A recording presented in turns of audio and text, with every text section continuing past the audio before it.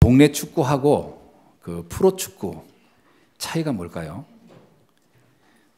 많이 있겠습니다만 저는 감독이 있고 없고인 것 같아요. 동네 축구는 축구 좋아하는 사람들이 모이긴 한데 이 지도자가 없어서 어떤 한계가 있죠. 근데 이제 프로축구라든가 이런 축구가 어느 성장을 막 하는 축구의 특징은 지도자가 있다는 겁니다. 감독이 굉장히 중요하죠. 우리 성가대가 지금 그 감독 없는 축구팀처럼 지휘자가 없는 상태에서 지금 진행되고 있다 보니까 그 중심과 마음은 너무 귀하고 아름다운데 어떤 그 조화, 하모니 어떤 이 부분의 성장이 좀 더디가는 것 같아요. 그러니까 여러분이 기도해 주셔야 됩니다. 아멘. 지도자가 딱 이제 그 영적인 어떤 또 이 음악성을 가진 지도자가 오면 천안에서 가장 최고의 성가대가 될 수도 있습니다. 그러니까 지도자가 누구냐가 대단히 중요합니다. 그래서 한번 여러분 그거 놓고 기도하셔서 앞으로 우리 성가대가 정말 영적으로 큰 힘을 얻고 많은 사람을 살려내는 그런 성가대가 될 수 있도록 여러분 기도해 주시기 바라고요. 뭐 그때까지 또 우리 성가대들 이렇게 좀 잘 진행되도록 여러분 기도해 주시기 바랍니다. 뭐 지휘하는 사람이 없다 보니까 뭐 좀 들쑥날쑥해요. 하다가 빠지다. 뭐 내가 보면 지난주에 안 보이는 얼굴이 지금 보이고 뭐 그렇습니다. 뭐 그러니 급조해서 만든 팀이라 한계가 있겠죠. 아무튼 여러분 기도하셔서 큰 응답이 있어질 수 있기를 바랍니다. 오늘 제목은 복음적인 삶, 종교적인 삶 이런 제목입니다. 금년 한 해 동안 제가 이제 그 2014년도에 우리 교회 표를 영적 정상에 도전하라 이런 제목을 가지고 이렇게 시작을 하자라고 해서 그렇게 표를 정했습니다.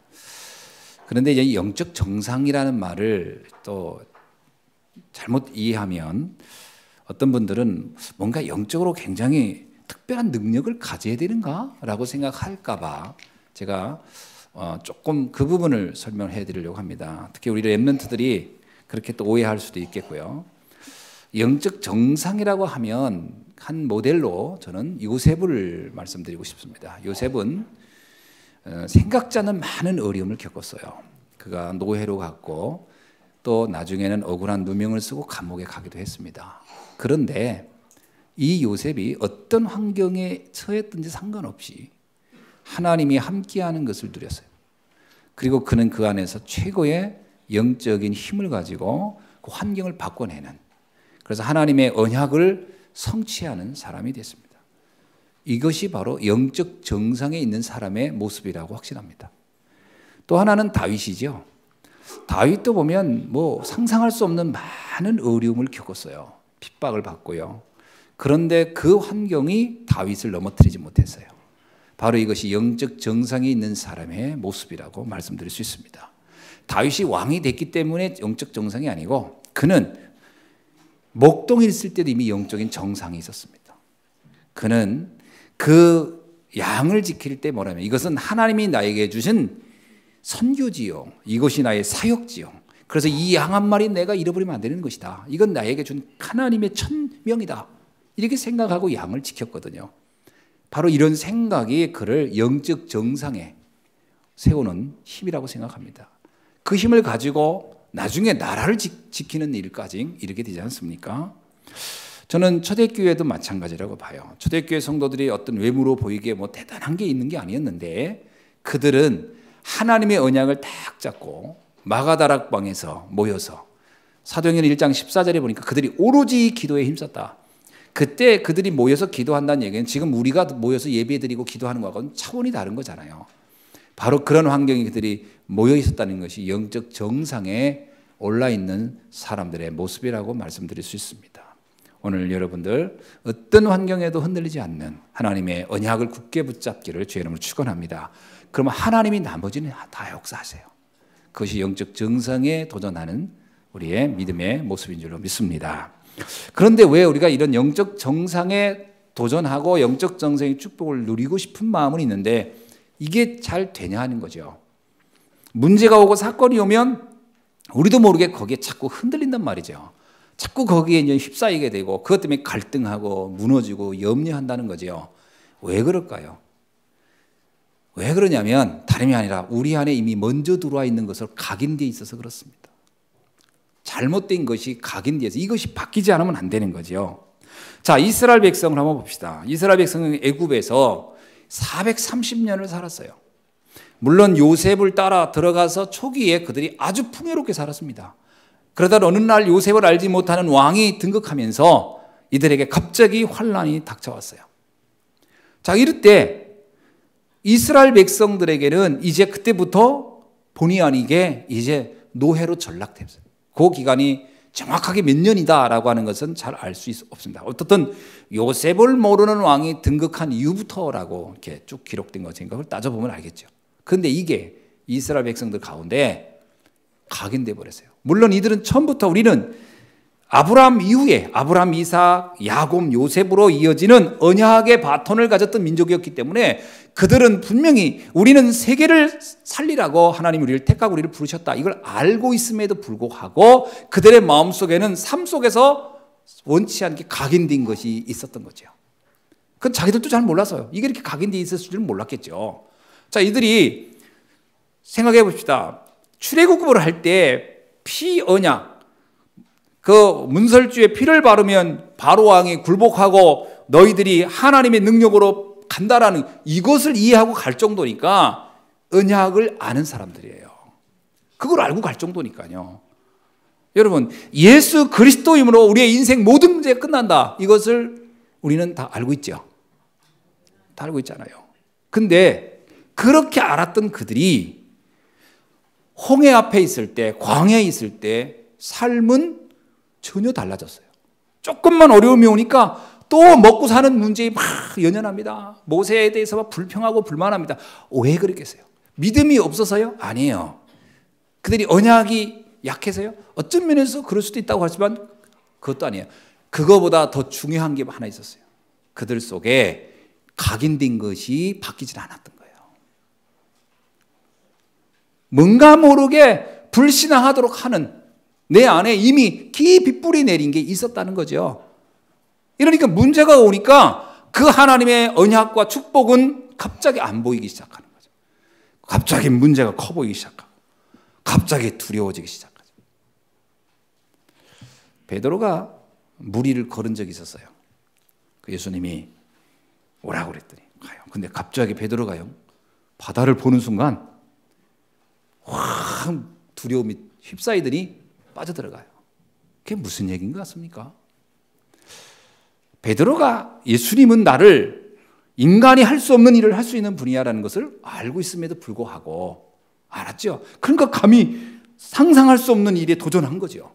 그래서 정말 자기가 무리를 걷게 된 거예요. 그건 베드로의 능력이 아니고 주님의 은혜로 된 거죠. 근데 그게 거기까지였어요. 물을 딱 보는 순간 물은 빠지는 거지 원래.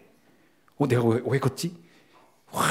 이제 각인된 게 있어요. 물은 내가 걸을 수 없어 라는 것이 각인된 것이 확 살아나는 순간 믿음이 싹 사라져버린 거예요. 각인을 바꿔야 됩니다. 내 안에 나도 모르게 있는 불신앙의 각인을 확 바꿔야 돼. 가나안의 입성을 앞두고 있었어요. 여호수아가 말합니다. 갔다 와봐라. 모세가 그럽니다. 갔다 와봐라. 12명의 정탐꾼이 갔다 왔어요. 보고를 합니다. 근데 10명의 정탐꾼 보고가 틀린 게 아니에요. 정확히 보고 와서 얘기했어요.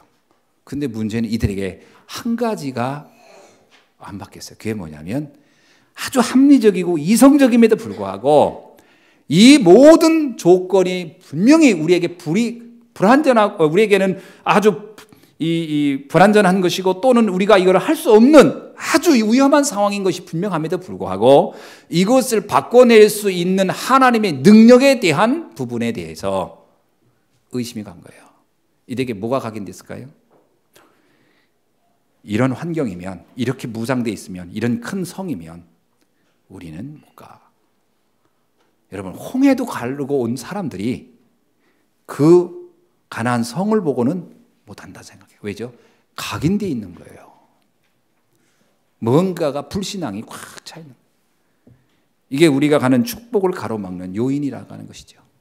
이거를 바꿔내야 할 줄로 믿습니다. 근데 어떻게 바꾸느냐는 거예요. 뭐로 바꿀까요? 예수님이 제자들에게 그 사도행전 1장 3절에 보면 40일 동안 감담산에서 계속 메시지를 하는데 그 내용이 딱 하나 있어요. 하나님의 나라의 일에 관하여 계속 40일간 얘기했어요. 왜 얘기했느냐? 제자들이 예수님을 따라다니면서 기적도 보고 이적도 보고 엄청난 걸 많이 봤어요. 그러니까 막 야, 대단한 겁니다. 야, 우리 주님 역시 대단해. 그리스도 맞아. 베드로가 뭐라고 합니까? 얼마나 이 베드로 마음이 정말 이 충만했는지 모든 사람이 주님을 다 배신할지라도 나는 절대로 내가 죽는 한에서 거기까지 내가 가겠습니다. 그 얘기를 할 때 예수님이 마음이 기뻤겠죠. 근데 한편에 이랬을 거예요. 정말 그럴까? 근데 언제 이 생각이 바뀌냐? 예수님이 십자가에 딱 죽을 때. 그때요, 이 제자들이 싹 바뀌어버렸어요. 왜 바뀌었냐면 믿음이 없어진 게 아니에요. 각인된 게 확 살아나 버린 거예요. 큰일 났구나. 여러분, 믿음이 없다는 게 아니라니까요. 이 베드로 제자들이 믿음이 없었던 게 아니에요. 근데 믿음을 덮을 만한큼 다른 게 이미 들어와 있었다는 거예요. 이걸 바꿔내지 않으면 안 됩니다. 사람들은 오해를 해요. 아, 나 믿음이 없나? 아니요, 믿음이 없는 게 아니라 믿음을 덮을 만한 뭔가 다른 게 들어와 있는 거예요. 이거를 바꿔내야 돼요. 그래서 예수님이 제자들을 다시 불러 모읍니다. 불러 모아 40일간을 계속 하나님의 나라의 일에 관해요. 하나님의 나라의 일이 뭡니까? 하나님이 지금 어떻게 이 세상을 통치하고 있으며 앞으로 어떻게 할 것이며 어떻게 어떤 일들이 일어날 것인가 계속 그 얘기를 합니다. 그때서야 제자들이 눈을 뜬 거예요. 아, 그랬구나. 지금까지 주님이 말씀했던 모든 것들이 말씀 성취가 그대로 된 것이고 앞으로도 이대로 되겠구나. 그러면서 아, 우리가 착각했구나. 말씀은 반드시 되는 건데 왜 우리가 오해했지? 말씀을 계속 들으면서 각인이 바뀌어버렸어요. 전 성도님들이요, 말씀은 들으면서 믿음이 생기는 겁니다. 믿음이 언제 생기냐? 말씀을 들으면서. 로마서에 나오잖아요. 말씀을 들어야 믿음이 생겨요. 언제 각인이 바뀝니까? 말씀이 들어와야 바뀌어요. 자, 여기에 오염된 물이 있다고 합시다. 이걸 어떻게 바꾸냐면요, 새물을 계속 넣으면 돼요. 그럼 이 물 다 나가버리고 새물로 채워져요. 내 안이 영적인 그릇이라고 할 때 이 안에 불신앙, 원망, 불평, 신비주의, 율법주의 좀 있을 수 있겠죠. 이걸 어떻게 바꿔낼 수 있느냐? 하나님의 말씀을 끊임없이 듣는 겁니다. 그거밖에 없어요. 제가 볼 때. 뭐 기적과 이적을 본다? 그것도 잠깐이에요. 그것도 잠깐입니다. 그거. 그때뿐이에요. 와, 하지만 시간 지나면 그게 나하고 무슨 상관이 있는데요. 말씀이 들어와야 끝나요. 여러분, 그래서 말씀을 듣는 시간에 많이 나를 노출시키기를 바랍니다. 그게 정말 중요한 시간인 것 같아요. 사실 저도 목사기 때문에 좋은 점이 큰 것 같아요. 말씀을 접할 수 있는 시간이 의도적이든 아니든 너무 많습니다. 뭐 어쩔 수 없어요. 뭐 새벽기도 해야 되니까 봐야 되고 뭐 제가 이번에 저 팔라완에 가니까 제가 12번의 설교를 하더라고요. 12번의 설교를 하니까 12번의 설교를 준비하려니까 요한복음 11장부터 21장까지 다 준비해 오라는 거예요. 참. 근데 그것도 이틀 전에 알려줬어요. 그 전에 제가 이제 그 이스라엘 역사를 하기로 했었거든요. 그래서 제가 이스라엘 역사는 평소에 했던 거기 때문에 준비를 다 돼 있기 때문에 뭐 갖고 와서 하면 되지 하고 있는데 연락이 온 거예요. 이스라엘 역사 하지 말고 요한복음 하래요. 그리고 갑자기 요한복음도 11장부터 21장까지 왜 이렇게 많아요? 그거를 거기에 있는 목사님들한테 다 설명해 주라는 거예요. 이틀 전에 그 얘기 봤는데 하늘이 캄캄해지는 거예요. 우리 성도님들은 어떻게 갈까 뭐 준비할까 하고 있지만 나는 그분들 다 앉혀놓고 내가 이거 해야 되고 근데 아이고야, 요즘 제가 거의 잠을 못 자고 있습니다. 그 준비하라고. 절반 나와서 절반. 오늘 내일 떠나기 전까지 절반 해야 됩니다. 그러다 보니까 말씀을 많이 볼 수밖에 없더라고요. 계속 보게 되고 읽게 되고, 이게 무슨 말씀이지? 이건 어떻게? 가만히 요한복음을 또 제가 뭐 안 읽은 것도 아니고 설교를 안 해본 것도 아니지만 이제 그 현장을 계속 생각하는 거예요. 그 현장의 그 목사님들, 그곳의 분위기, 그곳의 그분의 영적인 상태, 거기에 내가 맞춰서 어떻게 전해줘야 할까 쭉 생각하는 거예요. 근데 이렇게 말씀 앞에 많이 노출하다 보니까 가장 큰 은혜를 받는 건 저 자신인 것 같아요. 저 자신이 많이 바뀌는 거예요. 저도 모르게. 여러분, 우리 안에 불신앙, 이거는 복음이라는 건 한 번 들으면 금방 아는 겁니다. 그래서 하나님의 은혜가 임하면 그건 뭐 몇 분이어도 돼요. 아, 예수는 그리스도로 왔고 우리 인생 모든 문제 해결자. 왜 모르겠습니까? 그거야 뭐 우리가 아예 안 듣기로 작정한 사람이 아니라면 금방 이해돼. 문제는 내가 아는데 왜 안 될까? 다른 것이 나를 이미 가득 채우고 있다는 거예요. 이것을 바꿔내야 합니다. 히브리서 4장 12절에 이런 말씀이 있어요. 하나님의 말씀은 살아있고 활력이 있어 좌우의 날선 어떤 검보다 예리하여 혼과 영과 관절과 골수를 찔러 쪼개기까지 하며, 여러분, 우리의 영혼, 우리의 생각, 우리의 모든 육신에까지도 말씀은 능력이 있다는 거죠. 그런데 이것이 우리의 마음과 생각과 뜻도 판단하노니. 그래서 말씀을 계속 들으면요, 생각이 바뀌고 그리고 판단하는 게 달라집니다. 바라보는 눈도 달라지고 다 달라지는 것 같아요. 그런 축복이 있어지길 주의 이름으로 축원합니다. 근데 이 말씀이 또 얼마나 오묘하냐면 이 말씀은 대개가 세 가지로 구성되어 있어요. 세 가지로. 어떻게 구성되어 있냐? 불신자도 이해할 수 있는 말씀. 그러니까 불신자는 성경을 불신자도 읽을 수 있습니다. 불신자가 딱 보면 이해되는 게 뭐죠? 부모를 공경하라, 사랑하라, 용서하라, 이해하라, 이런 거는 다 이해할 수 있습니다. 이게 이제 율법적인 수준이죠. 율법적인 거는 율법의 내용은 쉽게 이해됩니다. 이게 불신자도 볼 수 있는 거예요. 그래서 그걸 읽으면 아, 이렇게 살면 되는구나. 그런데 불신자가 절대로 이해하지 못하는 세계가 있어요. 구원받은 성도만 알 수 있는 게 성경에 또 있어요. 그게 뭐냐? 근본 문제와 그 해답입니다. 인간이 왜 이렇게 고난을 당해야 되며 그 문제를 어떻게 해결할 것인가. 이거는 불신자는 성경을 아무리 읽어도 답을 찾아낼 수 없는 내용이에요.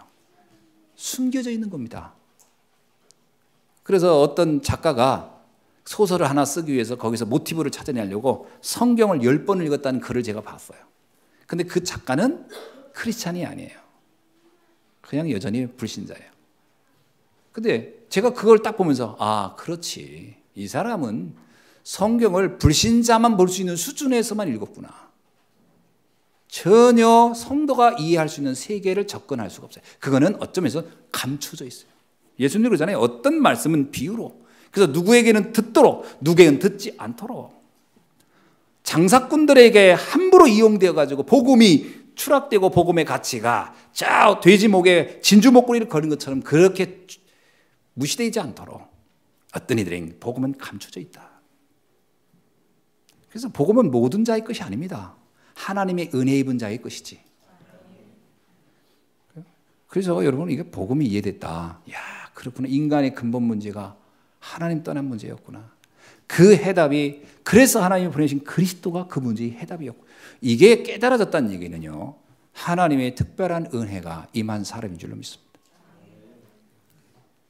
그거는 예사로운 말이 아니에요. 사실은 굉장한 말이고요. 그게 정말 믿어지는 순간부터 우리의 인생에 가장 중요한 변화가 시작될 줄로 믿습니다. 그러니까 불신자가 이해하는 부분만 뭐 읽어도 생활에 조금 도움은 되겠죠. 그러나 그거는 인간 앞에 오늘 다가오는 재앙, 나도 모르게 오는 문제 전혀 해답이 없습니다. 그래서 저 사람은 참 착한데, 저 사람은 참 성실한데 왜 저렇게 계속 재앙을 받을까라고 할 때 답이 없는 겁니다. 세 번째 있습니다. 그거는 전도 제자만 볼 수 있는 내용이에요. 그러니까 구원받은 성도도 이해가 안 되는 것이 있습니다. 그게 뭐냐? 십자가의 축복입니다. 이건 잘 이해 안 돼요. 그래서 예수님이 마태복음에 보니까 이렇게 얘기합니다. 마태복음 16장 20절, 이때로부터 제자들에게 내가 그리스도로 왔다. 그러면서 내가 십자가에서 내가 죽을 것이다. 이런 얘기를 하는데 제자들이 처음엔 뭐라고 합니까? 베드로가 그렇게 하시면 안 됩니다. 주님이 그렇게 죽으면 어떻게 됩니까? 막 만류해요. 복음은 알았지만 십자가의 축복이 뭔지를 이해가 안 된 거죠. 그때 나중에 예수님이 뭐라고 해요? 베드로에게 굉장히 충격적인 얘기 했죠. 사단아 물러가라. 베드로가 한순간에 졸지에 사단이 되어버렸어. 왜냐? 그 세계를 이해를 못하는구나. 네가 구원은 이해하는데 내가 정말 중요하게 하려는 이 어마어마한 십자가의 사건에 대해서 네가 캄캄하구나. 그래서요, 전도 제자는 십자가의 의미가 이해돼야 됩니다. 그래서 예수님이 뭐냐면 나를 따르거든 네 십자가를 지고 나를 따르라 그러잖아요. 내게 준 사명이 있어요. 내게 준 천명이 있어요. 내게 준 소명이 있어요. 이게 발견돼야 할 줄로 믿습니다. 하나님이 나를 이곳에 보낸 이유, 하나님이 나를 통해 하시려는 이유, 나를 통해 하시고자 하는 뜻, 요게 딱 발견돼야 돼요. 이것 때문에 하나님은 나를 부르셨구나. 저는 오늘 예수님교회 모든 성도님, 오늘 이 자리에 참여한 모든 분들이 이 전도자의 축복을 발견할 수 있기를 주의 이름으로 축원합니다. 전도 제자의 축복을 이해해야 돼요. 이거는 부담스러운 게 아닙니다. 이거는 하나님은 우리에게 무거운 짐을 주려는 게 아니라 그랬어요. 이건 아주 가벼운 것이라고 그랬어요. 그러나 그 응답은 어마어마한 겁니다. 예수님이 뭐라고 합니까? 네가 사람 낚는 어부가 되라. 그거는 얼마나 어려운 거예요. 여러분, 사람 낚는 어부가 되라 그러면 얼마나 건데, 사람 낚는 어부가 되게 하리라. 내가 그렇게 만들어 주겠다라는 거예요. 뭐냐면 그 세계 눈만 뜨면 된다는 거예요. 너희는 땅끝까지로 복음의 증인이 되라 그래 보세요. 얼마나 힘들어요. 근데 본문을 잘 보세요. 증인이 되게 하리라요. 내가 증인이 되도록 만들어 주겠다. 다른 얘기죠.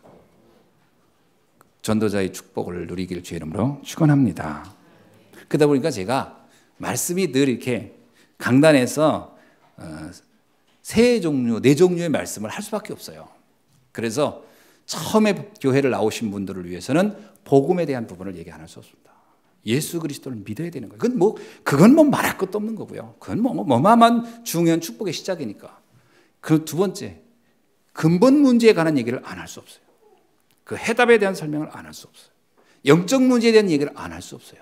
그건 구원받은 성도들이 알아야 할 부분이에요. 세 번째, 그러나 그들 중에 반드시 제자가 있어요.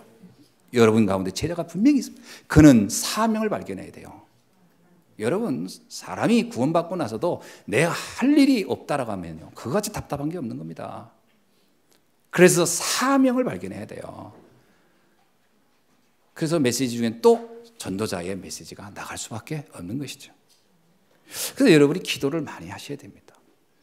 내가 하나님 자녀가 맞다면 이제 나를 통해 하실 일이 뭘까? 무엇을 위하여 나는 지난날의 삶을 이렇게 살게 하셨고 지금 이곳에서 나를 있게 하시고 앞으로 나는 무엇을 위하여 살다 가면 되는 건가? 발견할 수 있기를 주의 이름으로 축원합니다. 바울이 그걸 발견하고 최고의 행복자가 된 거예요. 그렇구나. 내가 이제 자랑할 것은 그리스도의 십자가 외에는 없다. 그게 뭐겠어요? 그가요, 전도 제자의 축복을 알아챘다는 거예요. 이야, 이거구나. 이게 내 인생의 모든 것이었구나. 그 나머지는 다 따라오는 겁니다. 다 따라오는 거예요. 그 예수님도 처음에요, 예수님 메시지도 보면 여러 각도로 얘기를 해요. 구원을 받는 것이 다다 이렇게 말씀하실 때 있고, 어떤 때는 그의 나라와 의를 구해야 되는 것이다 이렇게 할 때 있고, 메시지는 여러 각도로 해서 합니다. 왜냐? 듣는 사람이 다 다르니까요. 다 다르니까요. 시간표가 다 다르니까요. 그렇잖아요. 전 학교 선생님들이 제일 어려울 것 같아요. 30명 있겠으면 이 아이들이 성적이 다 다르고 머리가 다 다르고 수준이 다 다르고 이 아이들을 어떻게 이끌어가. 그러니까 어떤 선생님은 아예 제일 잘하는 애 앞에 그 아이들만 놓고 그냥 막 하는 분도 있더라고. 너만 들어. 그러니까 나머지는 그냥 멍 때리고 있는 거지. 그런 선생님 만나도 참 안타까울 것 같아요. 그죠? 다행히도 걔 공부를 잘한다 그러면 선생님 너무 좋아하지만 공부를 못하는 친구는 정말 불행하겠죠. 그런 친구가 선생님한테 질문했다면 맞죠. 자식 바빠 죽겠는데 뭘 질문해. 제가 학교 다닐 때 그렇더라니까. 선생님이 질문했다가 막 무지하게 혼났어요. 왜냐? 너 때문에 진도가 안 나간다는 거야. 이야, 그럼 나는 이 학교 왜 왔는데? 나는 들러리야, 들러리. 보니까 막 학교에서는 막 대학 명문대를 보내라는데 막 그 압박감에 선생님들은 얘 대학 얘 명문대 가겠구나. 걔들만 눈에 들어오는 거지.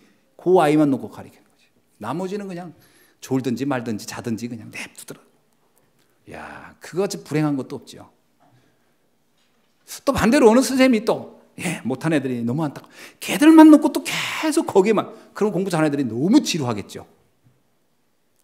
아니 나는 도대체 그러니까 그런 아이들이 이제 학원 가는 거죠. 학교에서 뭔가 안 채워지니까. 선생님들이 다 맞춰 할 수 있다면 대단하겠죠. 성도의 어떤 차이가 쭉 있을 수 있습니다. 그건 시간표입니다. 어려워할 필요도 없어요. 지금 전도가 내게 너무 부담된다? 그러면 일단 이렇게 생각하면 됩니다. 지금은 내가 복음을 충분히 누리는 시간표다. 아멘? 그러시면 돼요. 근데 내가 지금 전도가 너무 하고 싶다. 하나님은 나에게 전도 제자의 응답을 받기를 원하고 있는구나. 아멘? 그러면서 하나님은 내 마음을 내가 막 열려고 해서 열어지는 것도 아닙니다. 하나님이 정확한 시간표를 따라서 나를 이끌어 가실 것입니다. 하나님의 놀라운 은혜를 또 하나님의 절대 주권을 믿으시길 주의 이름으로 축원합니다. 자, 그러면서 오늘 우리가 본문을 통해서 한 가지를 좀 찾아볼 필요가 있어요. 로마서 2장 1절에서 11절까지의 말씀은 우리에게 무엇을 말하고 있냐면 왜 불신자들이, 왜 신자들이 실패하는 걸까? 그것을 말하고 있는 겁니다. 여러분, 불신자들이 실패하는 이유는 간단합니다. 영적인 이유, 비밀, 근원적 영적 비밀을 몰라서 그런 거죠. 근본 문제를 몰라서. 사람이 왜 문제가 오는지에 대해서 영적으로 보는 눈이 없어서 불신자는 열심히 살고도 안 되는 겁니다. 그래서 불신자들은 성공으로 최고의 자리에 올라가 있으면서도 어느 날 영적 문제가 다가오면 그 근원적 한계 때문에 약을 먹고 자살하든지 우울증에 무너지든지 이런 일들이 일어나는 겁니다. 그래서 사실은 이 안타까운 것은요, 진짜 괜찮은 사람들이 어느 날 팍팍 쓰러지는 거죠. 그것이 바로 영적 세계를 너무 모르는 데서 오는 문제입니다. 오죽했으면 왕자로 태어났던 석가모니가 그 궁궐에서 생활하지 못하고 집을 뛰쳐나와가지고 방황했겠습니까? 어느 날 다가온 영적 문제였어요. 인생에 대한 질문이 생겼는데 그 답이 없는 거예요. 그게 영적 문제입니다. 그걸 놓고 계속 방황했던 거죠. 여러분, 그러다 보면 무너지는 거거든요. 사람은 먹는 문제 때문에 고민하는 사람도 있지만 인생의 문제에 놓고 질문하다 가는 사람들도 있거든요. 다양한 겁니다. 저는 소크라테스의 삶을 보면서 느낀 거예요. 야, 이 사람은 먹는 문제에 관심 있는 사람이 아니다. 그래도 마지막에 죽을 땐 그 얘기 했대더라고. 그 플라톤한테 내 너한테 한 가지 부탁이 있다 했더니 예, 스승님 뭡니까? 했더니 우리 집 옆에 있는 집 있지. 거기에 내가 통닭 하나 옛날에 먹었는데 안 갚았다. 그것 좀 꼭 갚아줘라. 그래서 소크라테스가 마지막 죽을 때요, 통닭 한 마리 갚아달라고 하고 죽었어요. 그러니까 소크라테스에게 통닭의 인생의 준비는 아니었죠. 그냥 그건 제가 볼 때는 유머였던 것 같아요. 그게 이제 소크라테스 변명이라는 책에 나오잖아요. 더 중요한 얘기는 뭐냐면 소크라테스가 끊임없이 고민했던 인생이 뭔가. 인생이 뭔가. 근데 이 답을 저는 그런 생각이 들어요. 소크라테스가 독배를 마셨을 때의 상태가 어떤 상태일까 혼자 생각해 보더니 이거는 자살이구나. 자살입니다. 소크라테스는 자살한 거예요. 제자들이 얼마든지 스승님 도망갈 수 있습니다. 피할 수 있습니다. 그런데 안 가요. 악법도 법이다. 그러고 마셔버려요. 왜 그런지 아세요? 자살한 겁니다. 인생을 놓고 고민하다 답이 안 나니까. 이게 성공자의 영적 문제. 불신자는 그렇다는 거죠. 두 번째, 신자들이 왜 실패합니까? 교회를 잘 다니는데 왜 안 됩니까? 이유는 다른 게 아니에요. 각인이 된 것이 안 바뀌어서 그래요. 앞에서 말했지만 각인된 것이 바뀌어져야 됩니다. 이게 안 되면 예수님 제자들도 다 또 무너졌잖아요. 한순간에. 이스라엘 백성들 출애굽하고도 다 무너졌잖아요. 그게 문제입니다. 출애굽을 했다는 것 자체는 복음을 한다는 얘기예요. 그런데 광야에서 다 무너져 버렸어요. 예수님의 제자들은 예수님을 따라다니면서 많은 역사와 기적을 봤어요. 그것이 문제가 아닙니다. 그 나머지 이후에 다 무너졌어요. 각인된 것이 바뀌어져야 돼요. 여러분, 그래서 우리 중심이 뭐가 각인되느냐를 꼭 항시 점검해야 됩니다. 아멘. 그러려면 말씀 듣는 수밖에 없어요. 제가 늘 얘기하잖아요. 월요일부터 토요일까지의 시간을 가만히 보면요, 우리가 원하든 원치 않든 세상의 메시지가 우리를 계속 우리에게 각인시키고 있어요. 하루 종일 듣는 소리, 음악, 내용, 드라마, 영화, 책, 모든 것이 우리에게 뭘 각인시키냐? 하나님의 능력, 하나님의 주권, 하나님의 힘, 아무 상관없는 것들이죠. 다시 말하면 세상에 만들어 놓은 논리, 세상에 만들어 놓은 이성, 합리적인 것, 세상에 만든 가치관, 이게 우리의 머리를 꽉 차고 있는 거지. 그런데 일주일에 딱 1시간 들어가지고 이 각인들인 것이 바뀔 수 있겠는가 하는 생각이 솔직히 드는 거예요. 그래서 제가 예배 끝나면 여러분한테 포럼하라고 하잖아요. 그 왜 하라고 한 것 같습니까? 제가 옛날에 우리 포럼 안 했었어요. 그 예배 끝나고 그냥 갔어요. 근데 특징이 있더라고요. 예배 끝나고 딱 가면 제가 그런 얘기 농담으로 문 위에는 거대한 지우개가 하나 있다. 그것도 뭐만 지우냐? 하나님의 말씀만 지우는 지우개가 있어요. 그래서 예배 딱 듣고 문 탁 열고 나간 순간부터 제목도 생각 안 나고 본문도 생각 안 나고 아무도 생각 안 나요. 그렇죠? 생각 안 납니다. 그 희한하죠. 생각이 안 나요. 그래서 들을 때는 와 그래. 근데 문 열고 나가면 잊어버리는 것도 오토매틱이야. 자동이야. 싹 뭔가 이렇게 스캔이 싹 지우는 것 같더라고.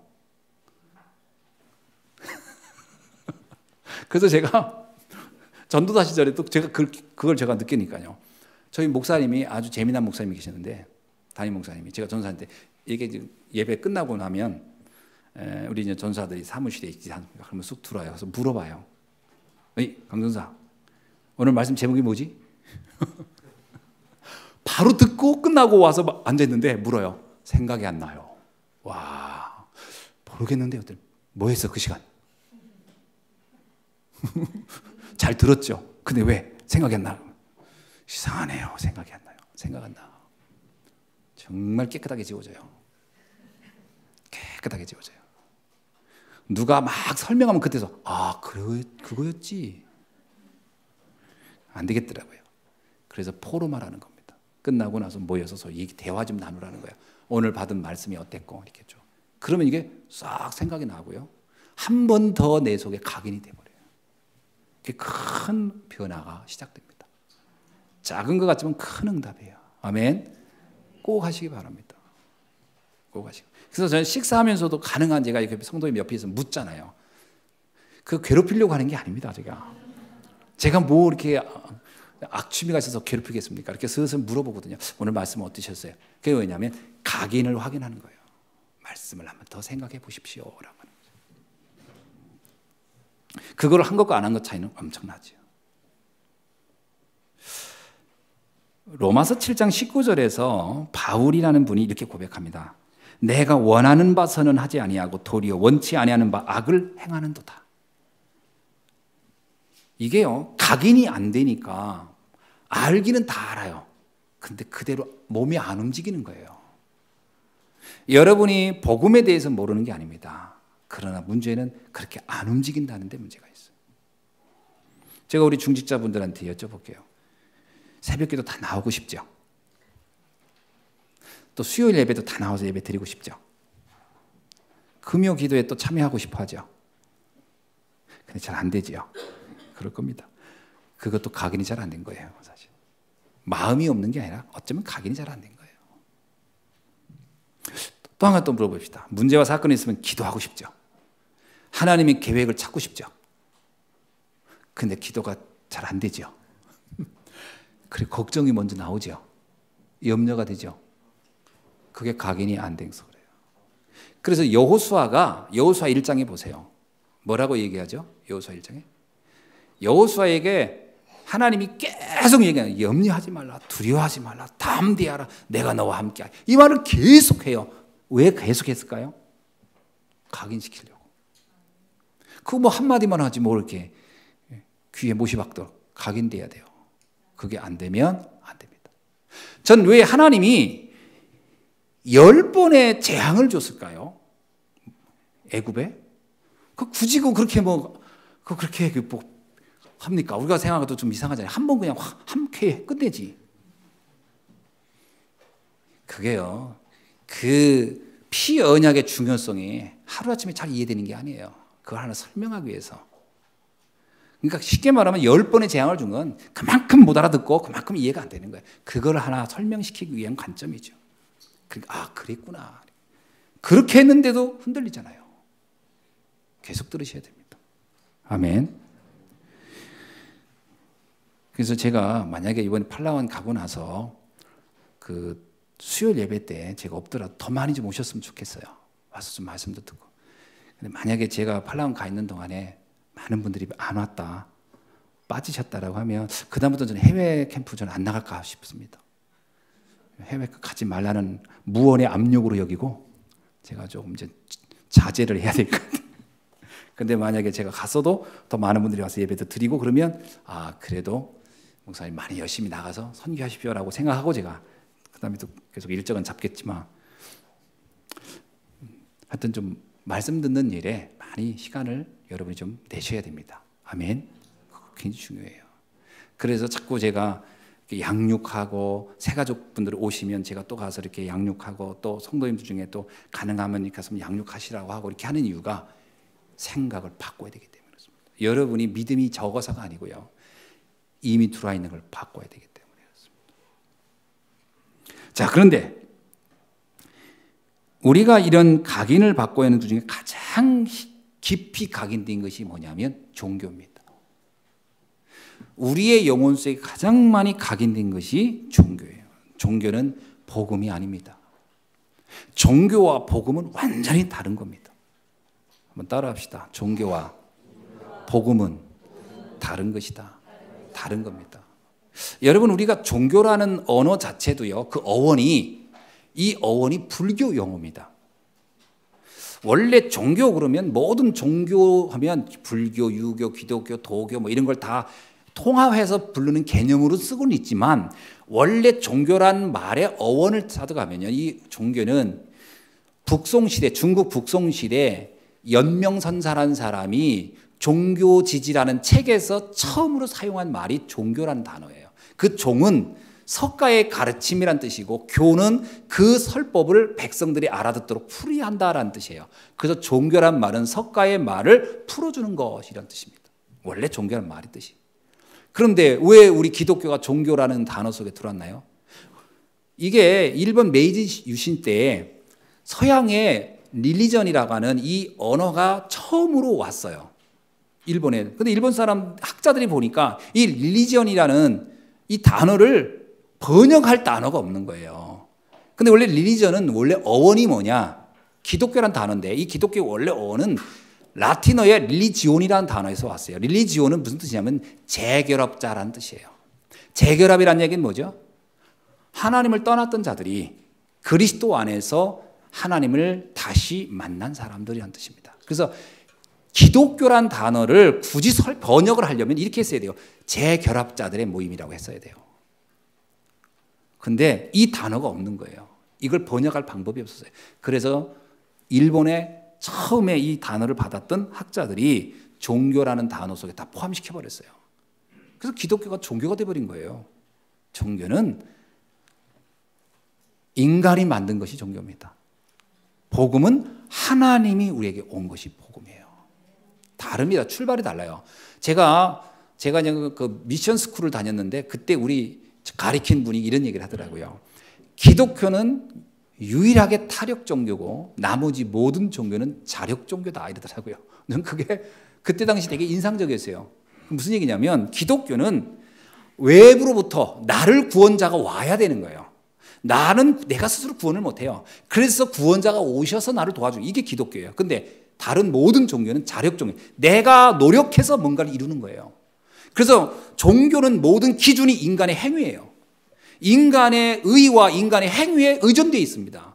그래서 종교가 얼마나 매력적이냐면 인간들이 생각한 가장 고상한 거, 가장 좋은 거, 가장 그럴듯한 거를 다 만들어 놓고 그것을 체계화시킨 거예요. 그래서 종교의 가르침을 들으면 마음이 굉장히 쉽게 동화됩니다. 와, 왜? 우리가 볼 때 가장 좋은 것들을 다 갖다 놨으니까요. 근데 그게 우리의 영적 문제를 구원하지 못합니다. 왜냐하면 출발이 인간으로부터 출발된 거기 때문에 그렇습니다. 성경은 뭐라고 하죠? 우리는 죄인이기 때문에 우리가 만든 것 가지고는 구원을 이룰 수 있는 게 아무것도 없다는 거예요. 그래서 성경에서 뭐예요? 우리가 죄인 되었을 때 하나님께서 오셔서 그의 사랑으로 그 독생자 예수 그리스도를 통하여 우리를 구원하신 겁니다. 아멘. 그래서 복음은 생명을 주기 위한 거예요. 종교는 우리의 인격이나 삶을 변화시키기 위한 것이라면 종교는 그게 목적입니다. 우리의 인격을 삶을 변화시키는 게 목적이에요. 그러나 복음은 우리에게 생명을 주기 위한 겁니다. 다른 거예요, 목적이. 그래서 예수님이 뭐냐면 내가 온 것은 생명을 주려 함이라. 내가 곧 생명이여 진리라. 내가 곧 생명이다 이런 말을 말씀하시잖아요. 길이요 진리요 생명이니. 그래서 종교를 열심히 믿으면 삶의 부분이 변화가 됩니다. 어느 정도 이렇게. 그러나 생명을 얻을 수는 없어요. 생명을 가져야 천국에 가는 겁니다. 생명을 가져야 사단을 이길 수 있는 거예요. 생명을 가져야 저주와 재앙을 피해갈 수 있는 겁니다.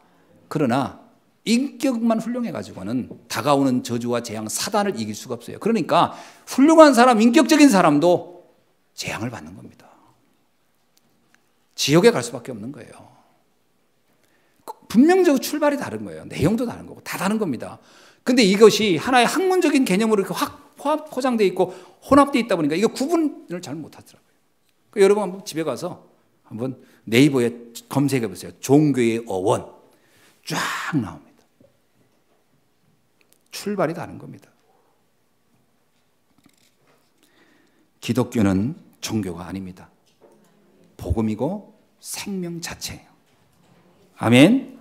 자, 그래서 주님은 우리에게 말씀하시기를 뭐냐면 우리에게 생명을 주기 위함이라는 것이죠.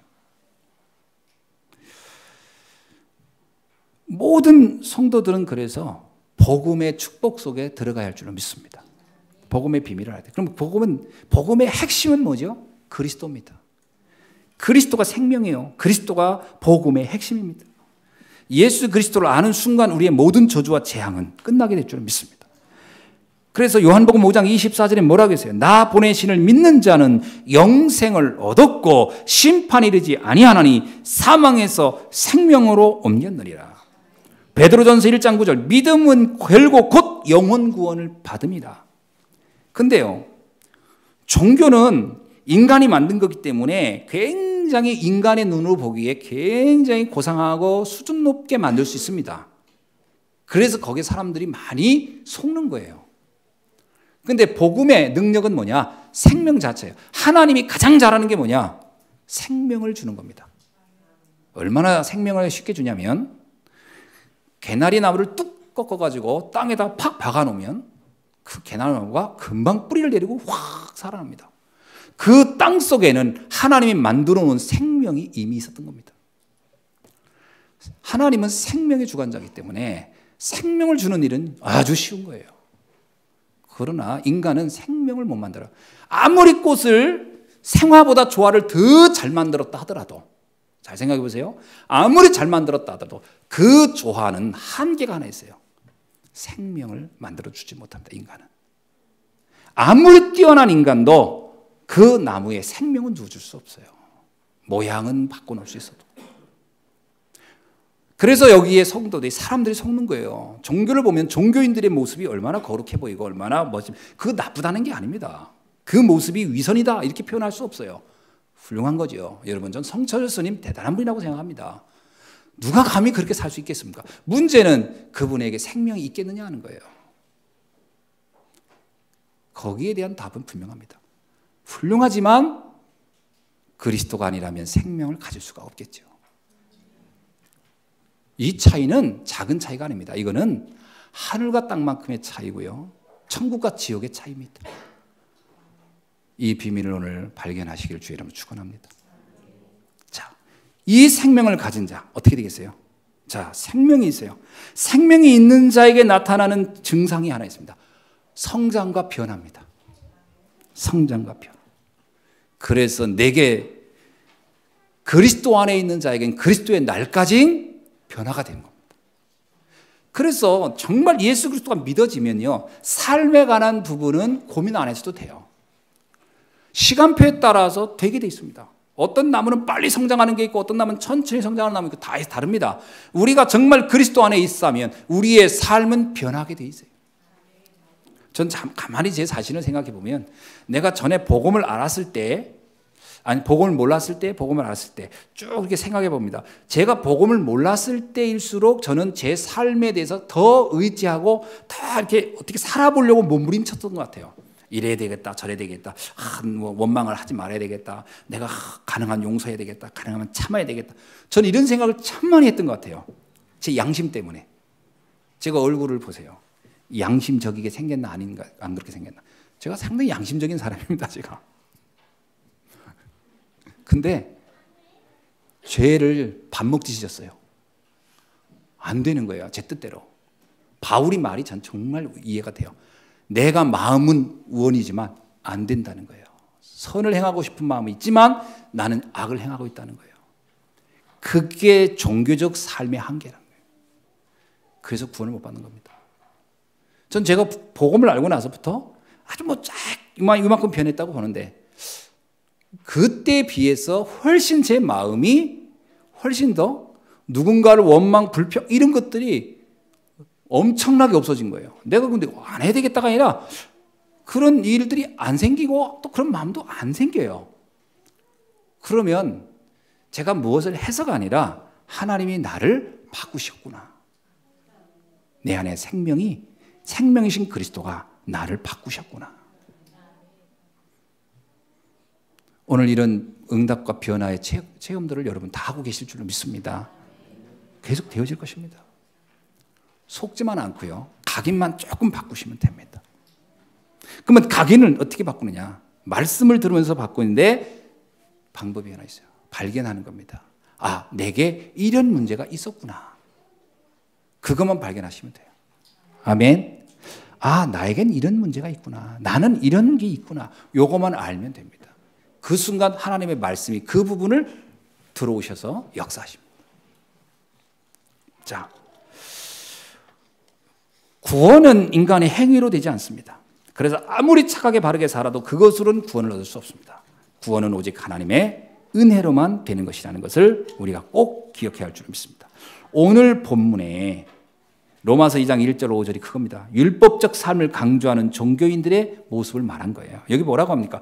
그러므로 남을 판단하는 사람아, 누구를 막론하고 네가 핑계하지 못할 것은 남을 판단하는 것으로 네가 너를 정죄함이니 판단하는 네가 같은 일을 행함이니라. 네가 감히 저 사람은 저게 문제야, 이게 문제야라고 판단하고 있느냐? 가만히 생각해봐라. 그 사람이 하고 있는 그것을 너도 하고 있지 않느냐? 같은 수준인데. 우리가요, 복음이 아닌 율법을 가지고 보면 그 누구도 누구를 정죄하거나 판단할 수 있는 위치에 있지 않다라는 거예요. 근데 만약에 그 밑에 뭐라고 하냐면, 만약에 내가 그것을 삶의 기준으로 잡고 이렇게 함부로 판단한다는데, 그러면 그것이 중요한 거라고 여기고 있다면, 내가 만약 그 기준을 너에게 댄다면 너는 어떻게 되겠느냐? 내가 그 기준을 너한테 딱 댄다면 너는 심판을 피할 수 없게 될 것이다.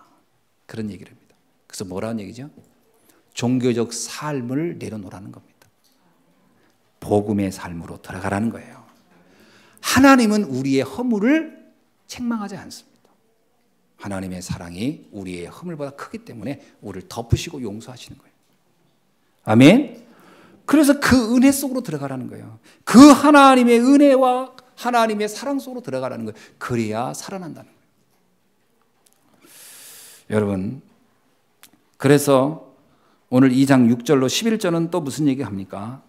사람들이 너무나 선과 악을 오해하고 있다는 거예요. 그래서 여기 보세요. 9절에 악을 행하는 각 사람의 영에게는, 그 다음에 10절은 선을 행하는 각 사람에게는 악과 선에 대한 개념에 대한 이야기를 하고 있습니다.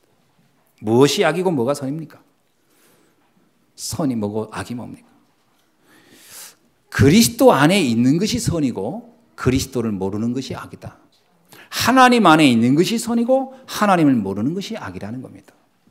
왜냐? 인간의 윤리와 도덕적 수준은 다 비슷하기 때문에. 어느 날 예수님이 길을 가다가 한 여인이 사람들에게 돌에 맞아 죽을 상황이었어요. 그래서 사람들이 다 둘러서서 돌을 들고 그 여자를 죽이려고 합니다. 그런데 마침 주님이 거기 지나가니까 이 사람들이 잘됐다. 저 사람은 모든 사람을 용서하라고 하니까 저 사람은 과연 이 현행범, 바로 우리 눈앞에서 가늠하다 잡힌 이 여자에 대해서 뭐라고 하는지 물어보자. 예수님을 옥매에 걸려고 물어봤어요. 그때 예수님이 뭐라고 했었겠습니까? 예수님이 그들의 말 얘기합니다. 예수님이 이 여자를 어떻게 할까요? 그랬더니 예수님이 땅에다가 뭐를 썼다고 그래요. 이렇게 쫙. 뭐라고 썼을까요? 그건 안 나와. 안 나오는데 예수님이 뭘 썼대요. 그래서 내가 뭘 썼을까 생각해봤거든. 이거 썼을 것 같아. 아무개, 너 옛날에 이런 잘못했지. 너 이거 했지, 너 이거 쫙. 또 너 이름 써가면서 고엽다 그 사람이 한 거. 예수님이 다 적었을 거야. 그거 적는 걸 이렇게 쳐다보다가 가슴이 철렁했겠죠. 내가 숨어서 했는 거 어떻게 다 하셨을까? 자, 다 적은 거기 있는 사람 한 애기들까지 너 엄마 너도 있지. 자, 이제 죄 없는 인간이 던져봐. 그랬더니 던지질 못하고 다 돌을 놓고 갔다. 예수님이 그 적은 게 그거 적은 것 같아 내가 볼 때. 그리고 다 돌아가니까 그거 손으로 싹 지웠겠죠. 싹 지워놓고 그 여자한테 그러죠. 나도 너도 정죄하지 않겠다. 그러나 다시는 이런 죄를 범하지 말라. 무슨 얘기죠? 그게 사건은 누가 누구를 정죄할 자격이 있겠느냐는 거예요. 정죄자는 하나님밖에 없습니다. 근데 하나님은 뭐한다? 나도 너를 정죄하지 않겠다는 거예요. 내가 너를 용서하겠다는 거예요. 하나님의 은혜로. 그런데 누가 누구를 정죄하고 판단하겠느냐? 복음의 삶으로 들어가야 합니다. 아멘. 그래야 우리 인생은 끝나는 거예요. 자, 그래서 복음은 하나님의 은혜와 사랑이 기준이고 구원이 목적인 줄로 믿습니다. 여러분, 그럼에도 불구하고 구원받은 성도들이 복음적인 삶을 살아야 할 이유가 있습니다. 성도들이 왜 복음적인 삶을 살아야 할까? 이유는 딱 간단하게 두 가지를 말씀드립니다. 하나는 내가 구원을 받았음에도 불구하고 이 각인된 것이 바뀌지 않아서 자꾸 내가 옛사람의 모습을 자꾸 취하게 되면 문제가 뭐가 되냐면 사단이 공격할 틈을 자꾸 만들어지는 거죠. 그래서 너희는 사단이 공격할 틈을 만들지 말라. 그렇습니다. 여러분, 사단이 우리를 공격할 틈이 있으니까 그걸 막으라는 거죠. 구원하고는 상관없는 겁니다. 삶이 문제가 오니까 막으라는 거죠. 두 번째입니다. 불신자는 반드시 외모를 봅니다. 이상하게 불신자는 외모를 봐요. 하나님은 중심을 보지만 사람들은 그 사람의 외모를 보고 행위를 봅니다. 그거 가지고 판단해요. 그 사람의 영적인 상태가 어떻다 이런 걸 관심 없습니다. 그 사람의 외모를 보고 그 다음부터 다음에 이 사람이 어떻다를 그 다음에 알아가요. 그래서 뭐냐? 그 영혼을 위하여 그들을 구원하기 위해서 규모를 갖추라는 겁니다. 전도자가 규모를 갖춰야 할 이유는 여기에 있습니다. 그렇죠. 우리가 복음 안다고 함부로 막 행동하다가 예수 믿으세요 보세요. 아이고 당신이나 먼저 잘 이게 복음이 안 들어가요. 그래서 우리 삶이 그것 때문에 필요한 겁니다. 복음 전하는 통로 때문에. 저 같은 경우도 이렇게 막 복음 안에 있으니까 너무 행복하고 자유롭습니다. 그렇다고 제가 막 나는 자유로워. 그래서 좀 바울이 그러잖아요. 내가 제사상에 올린 고기를 난 상관없다. 그건 그냥 고기일 뿐이니까. 그건 제사지네. 그건 그 사람들 문제고 먹을 수 있다. 그러나 내가 그것 때문에 분명히 믿음 약한 사람이 저 제사상에 올린 건데 그런데 그걸 내가 굳이 찾아다니면서 그것만 먹고 있으면 그들이 시험 들지 않겠느냐. 그런 거지요. 그런 경우는 내가 문제가 되지 않지만 전도라는 현장을 놓고 볼 때는 절제하는 겁니다. 전도자의 절제는 그래서 필요한 거죠. 성경에 보니까 바울이 이렇게 고백을 합니다. 고린도전서 9장 20절로 21절에 유대인에게는 내가 유대인과 같이 된 것은 유대인들을 얻고자 함이요 율법 아래 있는 자들에게 내가 율법 아래 있지 아니하나 율법 아래 있는 것 같이 된 것은 율법 아래 있는 자들을 얻고자 함이요 율법이 없는 자에게는 내가 하나님 하나님께는 율법 없는 자가 아니요 도리어 그리스도의 율법 아래 있지만 율법 없는 자와 같이 된 것은 율법 없는 자를 얻고자 함이라. 그들을 얻고자 내가 그러한 태도를 취하는 것이다. 우리 전도자의 축복을 위해서 이러한 규모들을 조금씩 갖춰가는 여러분 되기를 주의 이름으로 축원합니다. 그렇게 될 때 많은 사람을 주께로 인도할 수 있습니다. 자, 말씀을 맺습니다. 지금부터 우리는 삶에 집중하기보다는 삶이 나쁜 건 아니고죠. 중요한 건 그러나 복음에 더 집중할 수 있기를 바랍니다. 아멘. 복음을 아는 것만큼 복음을 깊이 누리는 것만큼 우리의 삶은 바뀌게 돼 있어요. 왜냐하면 그 생명 되신 그리스도가 내 안에서 계속 나를 인도해 주시기 때문에 그렇습니다. 그래서 여러분의 복음의 맛, 기도의 맛, 전도의 맛을 깊이 누릴 수 있기를 주의 이름으로 축원합니다. 그러면서 어떤 상황에서든지 하나님의 절대적 계획을 아시고 감사할 수 있기를 바랍니다. 하나님의 모든 것들을 합력하여 선하시게 하신 그 계획을 이해하신다면 아무것도 문제되지 않아요. 그것이 바로 영적 서밋이 되는 길이에요. 정말 하나님이 하시는 일이 내가 구원받은 하나님의 자녀가 맞다면 나를 통해 하나님 완벽하게 모든 것을 선하게 이루신다. 믿으시길 주의 이름으로 축원합니다. 그래서 내 수준 보고 속지 않기를 바랍니다. 그리고 일보다 중요한 것이 믿음을 지키는 겁니다. 요한복음 6장 29절에 하나님의 일이라는 것은 하나님이 보내신 자를 믿는 것이 하나님의 일이라고 그랬어요. 여러분, 그래서 우리 중직자분들, 교회에서 일하시는 분들은 늘 잊지 마세요. 내가 어떤 일을 잘할까를 생각하지 마시고 내가 이 믿음을 얼마나 잘 지킬까를 생각하시길 바랍니다. 그 안에서 하나님이 모든 것들을 채워주시고 인도하실 줄로 믿습니다. 기도하겠습니다. 살아계신 아버지 하나님, 주의 은혜를 감사합니다. 오늘 이 시간 주의 말씀을 그대로 우리가 언약으로 붙잡고 우리의 현장에서 응답받아가는 주의 자녀들이 되게 하옵소서. 살아계신 우리 주 예수 그리스도의 이름으로 기도하옵나이다. 아멘.